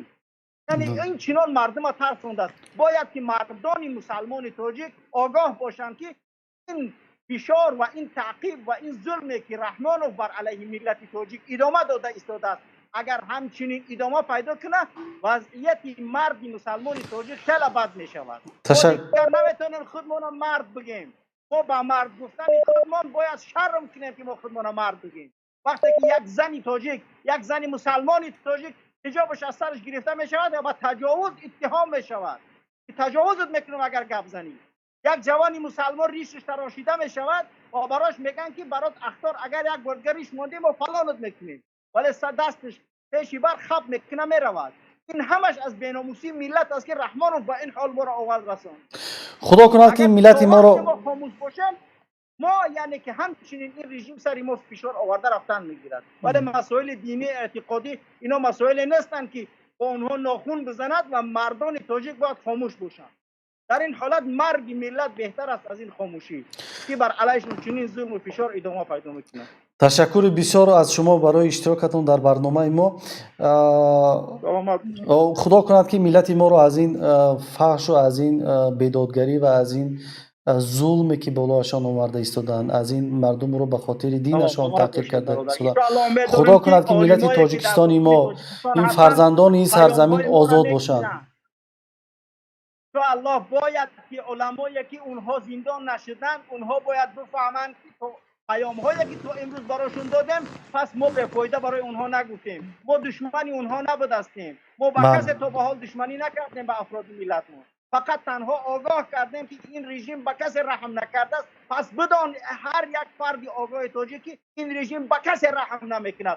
تنها برای این 7 دختر 7 داماد و همون عزیز ما و انا همون خدا و انا همون نزدیکاش برای این عزیز است. برای این کسی عزیز و بزرگ نیست برای این رحمانوف. تا آخران مرحله میزند. یک توجیک اگر زنده هم نمونه اون رئیس جمهور میخواد باشد و هر کاری که بخواد جنایت انجام بده. با ما را تروریست میگه، با تو را تروریست میگه، زندانت میکنه 25 سال 30 سال. واقعا درست قید کردید برادر جان. تشکر بسیار بار دیگر برای شما در برنامه اشتراک کردن و امید داریم که در برنامه‌های این بعد اشتراک میکنید، فکر نظرهای خودتون رو میگوید. بسیار خوشحال و خرسند شدیم که در برنامه اشتراک کردید. تشکر. الو. سلام علیکم. السلام علیکم و رحمت الله. خوش آمدید به برنامه ما. شما سازید اکا شرف کردید. الحمدلله شکر خدا. بفرمایید برادر، ما شما گوش میکنیم. من میخواستم همین درباره کمتر همین 2 دقیقه درباره همین اسلام پیشکش میکردم. مرحمت، ما شما گوش میکنیم دوستی عزیزم. همین یک چند روز پیش من همین اخباری آزادی رو دیدم. این رژیمی که امروز در تاجیکستان ما رفته ایستاده است، خب یاشا مایلش اناکنون بای حالی که یک آدمی کلان سالی که 82 سال به هوای آدم با اخباری ویدی که تاجیکستان دیدم که هوای دستگیر کردن برای خوش وای کردن، زیدان کردن. شتابی ما چی کردیم؟ دستگیر کردیم که همین دامولدا زناخکار گفته یک آدمی 82 ساله همین با اخباری رادیو آزادی نشان داد. алло. бале бале ма шумо гӯш мекунем бародар. خب همین چه انکنون ما با بعد از چقدر مدت ما دیدیم که رادیو آزادی به نشان داد که همون چیز تهمت بود است در حق همون آدم و در حق همین مسلمانایی که در داخل تاجیکستان هستند. من میگفتنی هستم که اکای شرافی‌الدین این یک شانس برای همه ما یک بار دیگر خداوند داده است. اگر که ما همین چه پیشگیری کنیم میکنیم، اگر که نکردیم خداوند خودش برای ما یک مصیبتی کلان میبیاره. бале سلامت باشید، زنده باشید. саломат бошед дӯсти азизам, ташаккур барои иштирокатон дар барномаи мо. خب رحمت، سلامت саломат باشید. бошед, зинда бошед. ва дӯстони азиз, барномаи мо хеле тӯл кашид ва хеле дароз баромад ва манаш боз мегирем, чун дӯстон дар он ҷо хеле занг зиёд шуда истодааст, ишора карда истодаанд. бале бифармоед. алло алло алло, салому алайкум. алло салому алайкум ака Шарофиддин, шумо нақсоз? алҳамдулилло, шумо хуб ҳастед? сеҳат саломатӣ наст? шукр мешава. мо ҳамин барномаҳои шуморо тамошо дорем. парвардигор ҳама вақт сарбаланд бошед, падар модаратонро раҳмат кунад. ана мо мехоҳем ки ҳамин барномаҳои шумо дар телевизорҳои Тоҷикистон монанд шу мардум тамошо кунанд. бисёр барномаҳои хуб доред ака. саломат бошед, зинда бошед бародар. дастгирӣ кунед. мо ба дастгирии тамоми муҳоҷирин, ба тамоми шаҳрвандони Тоҷикистон ниёз дорем. воқеан мо имрӯз бояд муҳоҷирини меҳнатии тоҷикистонӣ мо бо муҳоҷирини сиёсӣ ҳамкорӣ кунанд. дар ин ҷо як ҳамкорӣ бояд ба вуҷуд биёяд ки мо аз ин зулм, аз ин ситам, аз ин бадбахтие ки як оила ба болои мо овардааст мо бояд барорем. ман умед дорам аз ҳар яки шумо, аз ҳар як нафар ман умед дорам ва аз худо умед дорам, аз шумо умед дорам ки ҳамин бо ҳам будан, иттиҳод будан, иттифоқ будан мо ҳамин масъалаи худмонро ҳал мекунем. ман бовар дорам ки бояд ҷавонмардо пайдо шаванд, аз худ гузарем. то аз худ нагзарем, озодӣ барои мо касе намеорад. ман бисёр бисёр аз ҳамаи ҷавонҳо, аз ҳар яку яки шумо умед дорам ки барои ояндаи худ мо бояд талош кунем ва аз ҳамин мусибатҳое ки болои сари миллат овардагӣ ҳастанд мо бояд аз ин мусибатҳо берун биёем. албатта бародар, хеле барномаҳои хубанд, мо тамошо дорем. хеле чизоро фаҳмидем, хеле чизое ки намедонистем дар сари мо ҷо шуд. ана мо бояд ҳаракат кунем бародар. рост мегӯ. иншоалло. ташаккури бисёр барои иштирокатон дар барнома. саломат бошед, худо нигаҳдортон бошад. мо ҳама вақт бо шумоем. саломат бошед. як занги дигарро мешунавем.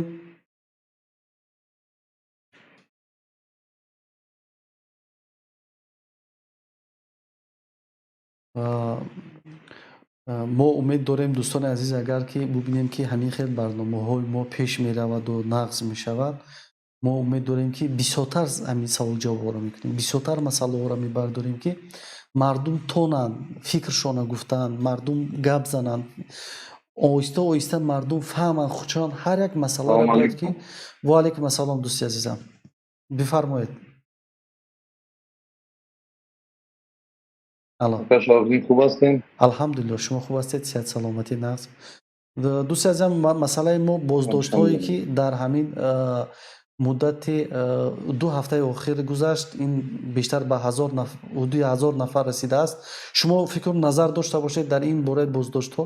мо шуморо гӯш мекунем дӯсти азизам.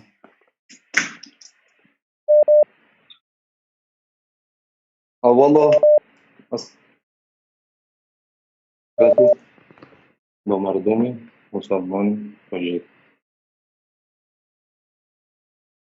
ва мехостам дар ин бора як-ду сухан кунам. дар боло чигунае ки бародар Муҳаммад Иқболи Садин қайд кардам, мешнавем ки фақат гунаҳгор мекунанд киро? режими Раҳмонов. аммо мо медонем чӣ عملها را افرستن در تاجیکستان. همه ای را میبینم، کسی کور نیست. و اما الجزاء جنس العمل، یعنی ما گناه کردیم، الله برای ما همین چیزا بالای سرمون آوردگیه، اما ما سخن نمیکنیم که ما هم باید اصلاح شویم. یعنی مردمی مسلمان، مردمی تاجیک مسلمان باید خودشون اصلاح کنند. ما نفسی خودمون نظر نمیکنیم که ما در چی حالت هستیم و اما دویم سخن میکنیم که رژیم برای ما ای کرد، رژیم برای ما کرد. رژیم برای ما کرده ایستاده است، شک شبهه‌ای نیست. یعنی حالی ما زیاد بد است، اما کسی گپ نمیزنه. یعنی علمای ما ای علمای ما علما نداشتیم و نداریم. و یک دایی‌های هستن که سخن میکردن، گپ میزدن، اما به فایده خود گپ میزدن. یعنی وقتی که از 2008 و 9 و 10 بگیم که با جوانای ما را زندانی کردن به این جرم به وی جرم، اخوان المسلمین، تبلیغی ها گفته، سلفی ها گفته، همه خاموش بودن. امروز مشکلات تا حدی آمد که بالای سر خودشان آمد، فرزنده خودشان زندانی شده هستند.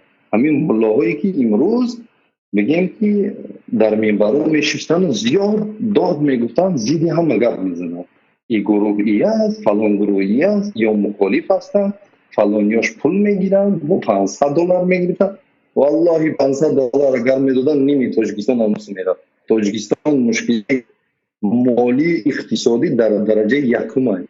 یعنی یک نفر برای تو زندگی بوده، اما تو با دین خطا پیدا کنی کی نمیکنه این کارا. یک گپی دروغی تهمت بود.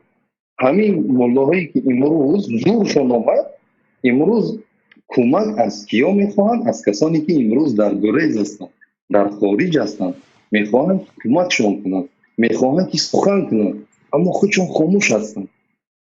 یعنی ما باید نفسهای خودمون هم اصلاح کنیم، نه که فقط زیر رژیم گپ زنیم، رژیم این کرد، رژیم اون کرد. اما ما چی کردیم تو این روز؟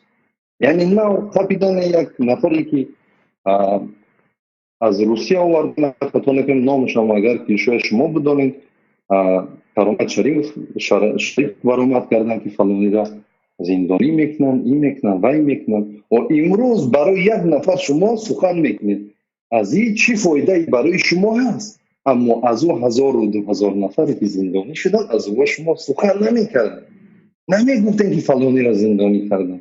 ای برادرو، بیا از پشتی برادر گپ زنیم، سخن کنیم. یک سخن بس است، اما کسی سخن نکرد. یگان ملای سخن نکرد، امروز زور آمد شد. یعنی بالای خودشون مشکلات آمده. اکنون ما باید مسلمان های تاجیک جمع شویم، در دوره مشکلی آنها سخن کنیم. یعنی شکنجه ها زیاد است، یعنی حل مسئله نیست.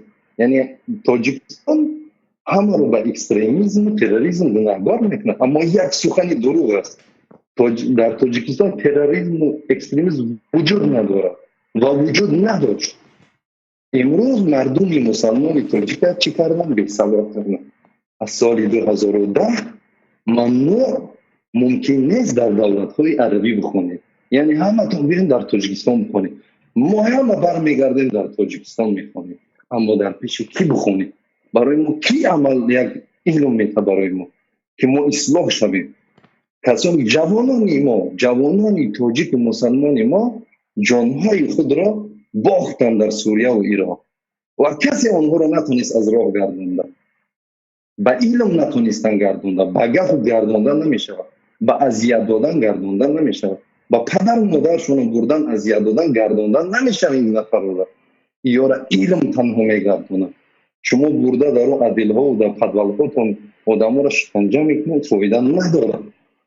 شما یک عمل انسان من میکنید که از شما پنهان میداره عملش، اما قلب انسان شما تغییر دادن نمیتونید.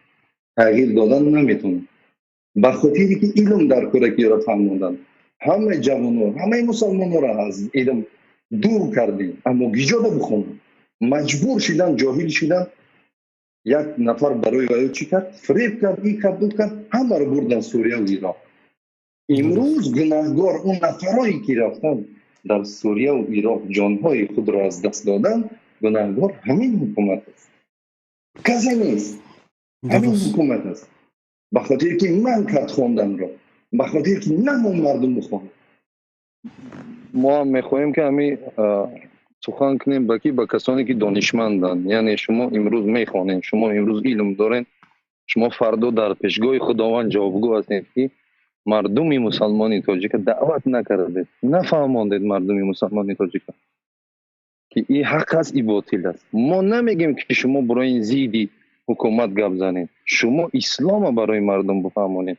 او اسلامی که زیبا است، او اسلامی که در او صلح است، او اسلامی که در او دوستی و رفاقت است، او را به مردم بفهمانید. ما نمیگیم شما زیدی حکومت گپ زنید.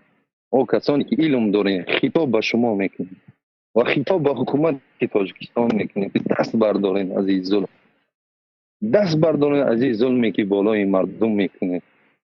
یعنی مردم مسلمانی بیگناه همه داخلی زندان ها از همین قضیه های اسلامی، تقریبا همه همو زندان ها از همین قضیه های اسلامی هستن. یعنی اگر که بپرسی یعنی انسان میخندد در این قضیه ها. کسی را برای نمازخوانی برای زندانی کنن، کسی را به خاطر یک گناه کوچک، یعنی گناه هم نیست. یعنی نماز خواندن آیا گناه است؟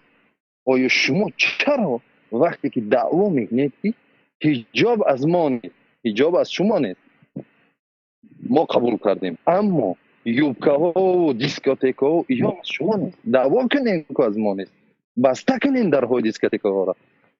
من کنین کسانی که یوبکه میپوشن، من کنین نمیکنین، جرأت ندارین. شما حاضر یک فرصت یافتین. اینها تروریست هستند، اینها اکستریمیست هستند. چیز دیگه گپ نداریم به مردم بگوییم. یک مردم مظلوم بالاش با ظلم میکنید شما. انشاءالله که اکل شرفیدین. تشکر بسیار برادر عزیز برای در برنامه ما اشتراک کردن. زیاد درد و رنج کشید این مردم مظلوم تاجیکستان برای هیچی. بمانه مردم بخوانن، بمانه مردم حق را بفهمن، بمانه که مردم حلال از حرام فرق کنن. درست. چی در برین یک ریش یک جوانی مسلمان برای شما چی ضرر میرساند؟ حجاب یک زنی مسلمان به شما چی ضرر میرساند؟ درست. و هیچ کس زیدی شما گپ نمیزنه، کسی زیدی شما چیزی نگو. درست. بعد این مردم نرفتیم. انشالله دوستی عزیزم امید داریم از خدا که مردم ملت تاجیک از همین ظلم، از همین بدبختی خداوند نجات دهد. تشکر بسیار برای اشتراکتان در برنامه ما. سلامت باشید. زنده باشید برادر عزیز. خانه آباد باشید. السلام علیکم و رحمت الله و برکاته. زنده باشید دوستی عزیزم. این زنگ های تلفنی ما رو سیگپ خاموش نیست، باز هم یک زنگ دیگر رو جواب میتیم.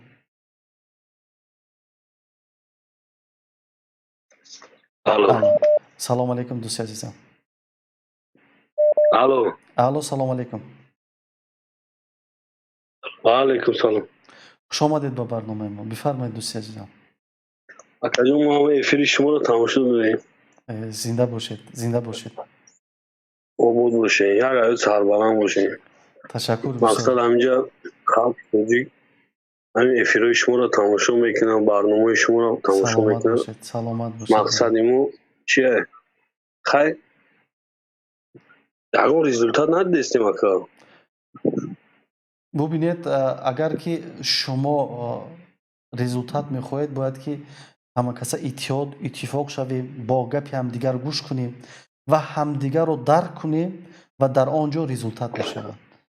ببینید من تمامی تلاش هایم کرده ایستادم، تمامی کارها انجام داده ایستادم که شما فهمید، مشکل فهمید که رژیم رحمانوف این آینده شما را سیاه میکند، روزی شما را سیاه میکند. بیایید به یک زندگی روشن، به یک زندگی بهتر بیاید برسید. من دعوتی من همین است، وظیفه من اجرا کرده ایستادم که شما دعوت کردیسم. شما این همین روز گویید که ما تیار هستیم، من همین روز میخیزم میام در قوت اول، در همین مبارزه اول، در همین پرته اول میستم که میگم اکا بیاین اکا حرکت کنیم رفتیم، بیا بریم اونجا، بیا بریم رو پروی همون ظالم شویم اکا، بیا بشینیم اکا ده همه کسا در ماشینا و در قطارها بشینیم بریم اکا. جدا همونجا پرتاتون کجا بریم چیکار کنیم؟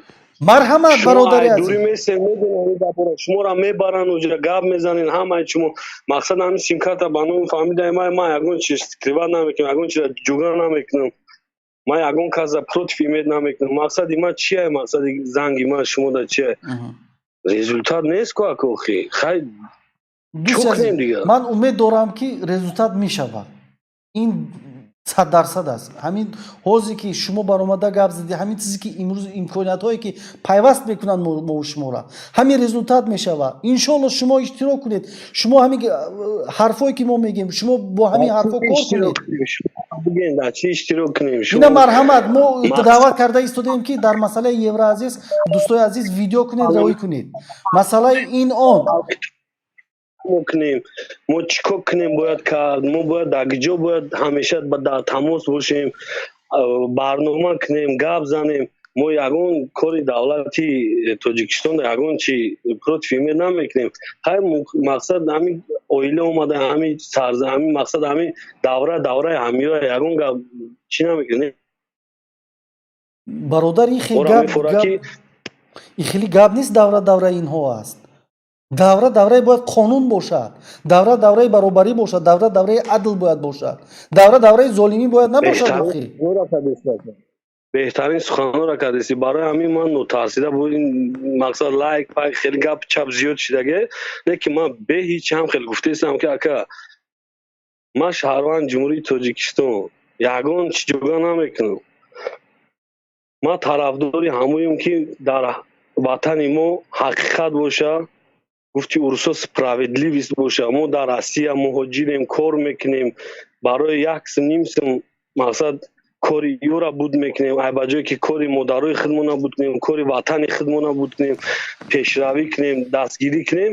хай мо дар ҳамин ҷа кор кардастем.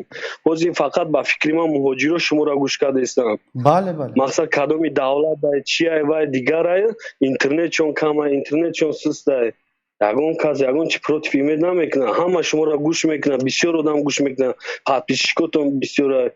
беҳтарин инсоне. ташаккур бародари азиз. результат бинем ки ака 1 сол 2 сол нашида ака шарофиддин. ман иншоалло ина даъват карда истодаам ки мо масъалаи Евразийский экономический союз, ҳамон иттиҳоди иқтисодии Авросиёро пешниҳод кардем ки ҳар кас видео кунад, аз ҳукумат талаб кунад ки ба иттиҳоди иқтисодии Авросиё ворид шавад. ҳамин як беҳбудӣ ҳам барои муҳоҷирин, ҳам барои хонаводашон, ҳам барои ҳама мешавад. яъне аз ҳамин кори гуфтагии мо ина марҳамат шумо сар кунед, дигар сар кунад, оҳиста оҳиста результат мешавад. ман бовар дорам ки ҳамин коре ки ҳозир мо оғоз кардем ҳамин як результат медиҳад. бо дар бари результат мо ба дигар результат шуморо аввал тамошо дорум. ман якум бора ки дар ҳамин передачаи шумо мақсад барнома кардастам, гап задастам, суханронӣ кардастам, чандҳи бародарони тоҷик гӯш кардастам моро. саломат бошед. мақсад ягон результат бинем ака, мешавад результат 100%. худованд гуфтааст аз шумо ҳаракат, аз ман баракат. худованд беҳтарин ҳамин кора биёд бисмиллоҳ кунед, шумо дигар бародаро ҳамин ҳамватанон биёд бисмиллоҳ кунед, мо шурӯъ мекунем, қадам ба қадам меравем. бовар кунед ҳамин кор агар мо кунем то интихобота бисёр результати калон мешавад. то ҳамин интихобота як ман шумода мегум бобои Шарофиддин пешаки, ман шумода мегум Рустами Эмомалӣ мақсад ҷои падараша мегира ва ягон проблема нест ва ягон гап нест. дӯсти азизам, агар мо ҳама каса ҷамъ шавем, инами хел каданда ку ба худо 1 соат намекашад, ба валлоҳ 1 соат. ман инора медонам. ман қатъи генерало ино суҳбат кардагиам. ман қатъи ҳама ино беақланд, ино ақл надоранд, ино дониш надоранд, ино фаҳмиш надоранд. дӯсти азизам, ино фаҳмиш надоранд. ино агар ки мо ҳама каса як иттиҳод шавем, ино чанд касанд? мо чанд касем? агар мо иттиҳод шавем, ба худо 1 соат намекашанд. ино 1 соат ино ин қадар тарсончак ҳастанд. ба худо ино 1000 маротиба аз мардуми мо ино ҳамин мардуми худмонанд. охи ино 1000 маротиба тарсончак ҳастанд. ба хотири инҳо миллиардҳо доллар доранд. ба хотири миллиардҳо долларшон ино 10 маротиба аз шумо зиёдтар метарсанд. фикр накунед ки шумо метарсед. агар худ ҳичи надошта бошӣ ё ҳамон як хона дошта бошӣ як чизи дошта бошӣ ки зиндагита ба зур бурда бошӣ худ метавонӣ аз ҷонат гузарӣ. вай ба хотири миллиардҳо доллараш ба хотири айши ишратш наметавона аз миллиардҳош гузара. ба ин хотир ваё хатарнок ҷоншон дар хатар зиёдтар аз оне ки ҷони шумо дар хатар аст. ваё зиёдтар аз шумо метарсанд. мардум бояд ҳамина фаҳмад, дарк кунад ки ваё 1000 маротиба аз шумо боз зиёдтар метарсанд. вақте ки мо иттиҳод нестем, мо шумо ҳамин хел пароканда мекунад. вақт медонӣ барои чӣ мара дузидан бурдам? ба хотири мара дузида бурдан ки мо чӣ шавем? шумо тарсон шавед, шумо тарсу шавед. яъне ҳамин хел инсонҳоро ба хотири дузида бурдан, ин ба маънои он аст ки дигарҳоро тарсонад. ман умед дорам аз худо ва аз тамоми шаҳрвандони Тоҷикистон мо метавонем ин кора кардан. ман бовар дорам, ман 1000 бор 100 000 бор аз худо бовар дорам ва аз мардум бовар дорам ва ба худам боварӣ дорам ки Раҳмонов шикаст мехӯрад. 1000%. ҳар яки мардум бояд ҳамин чиза эҳсос кунад, бовар кунад, 1000 бор мешканад. ҳеҷ кас нестан инҳо. ин моем, ин тарси мо аст ки онҳоро қувват додагиаст. ин тарси мо аст ки онҳо чӣ кор мекунанд, болои мо зулм мекунанд. ман бовар дорам дӯсти азизам, ман бахшиш агар садоман баланд бардошта бошам, вале бовар дорам ки иншоалло ки инҳо шикаст мехӯранд. дӯстони азиз, эфири мо хеле дароз шуд ва ман кӯшиш мекунам ки боз дар суҳбатҳои дигар бо ҳамаи ҳамватанон суҳбат дошта бошам ва суҳбати хеле хуб доштем. ман аз ҳама иштироккунандагон ташаккур мегӯям, аз ҳама бинандагон. ман аз ҳамаи шумо хоҳиш мекунам ки ин видеои моро паҳн кунед, ба дигарҳо расонед ва дар барномаҳои мо иштирок кунед. озод ҳастем мо дар ҳама саволҳои шумо ҷавоб мегием. мо ба мисли Раҳмонов нестем. мо ба мисли Раҳмонов нестем аз саволҳо гурезем. ҳар саволе ки шумо дед, мо ба ҳамаи саволҳои шумо ҷавоб медем. мо омода ҳастем ки ҳам барномаи иқтисодимона гап занем, ҳам барномаи сиёсимона, ҳам ояндаи Тоҷикистона мо чӣ гуна дидан мехоҳем, мо бо шумо суҳбат кунем. ҳамватанони азиз, мо умед дорем ки дар якҷоягӣ мо ҳамамон ҳамин шаҳрвандони ҳамин сарзамин ҳастем, мо фарзанди ҳамин сарзамин ҳастем. дар якҷоягӣ мо метавонем ҳамин ватани худмонро ободу зебо гардонем. ин як авлод омадааст имрӯз ватани моро ҳамин хел хароб карданд, миллати моро сархам карданд, миллати моро бечора карданд, миллати моро кучаруб карданд. ман бовар дорам, ман аз худои худ бовар дорам ва аз шумо шаҳрвандони Тоҷикистон бовар дорам. агар мо иттиҳод шавем, иттифоқ шавем, ин ҳама зулм аз сари мо дур мешавад.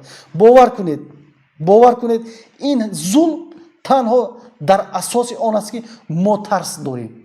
тарси мо зулми ин хонаводаро болои мо бештар кардааст. ва дар ҳамин ҷо ман барномаро ба итмом мерасонам. ба ҳамаи дӯстон ва ҳамватанон шаби хуш орзумандам ва бо мо бошед, дар канали мо бошед, подписатсия кунед, лайк монед, тақсим кунед, расонед сухани ҳаққа ба ҳама ҳамватанони дигар расонед. худоёру мададгоратон то суҳбатҳои дигар. рӯзи шанбе боз иншоалло ки суҳбатҳоро идома медиҳем, масъалаҳои иқтисодиро. худо нигаҳдор.